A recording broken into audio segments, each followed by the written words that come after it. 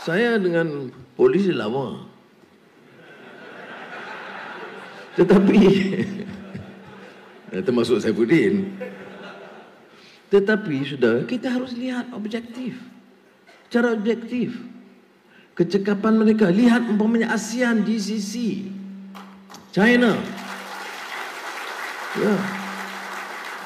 Sebab itu dalam ucapan penghargaan saya, pertama saya sebut terima kasih, penghargaan, kecekapan, kerja, penat lelah, pagi, petang, malam ikut shift, 2-3 pagi penuh jaga, latihan, pengawalan, keselamatan, imej negara, kecekapan. Saya salute polis di Raja Malaysia.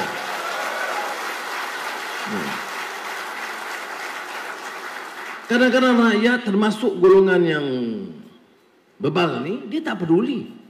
Dia anggap ini biasa, itu kerja polis. Tak betul. Habis taklimat, satu malam tu 12 malam balik. Saya terlihat polis penuh di situ. Mengapa? Mereka bersedia sepanjang jalan. Hampir semua hotel di mana ada tokoh-tokoh kenamaan. Kerana kita kena jaga imej negara kita. Keselamatannya, kecekapannya.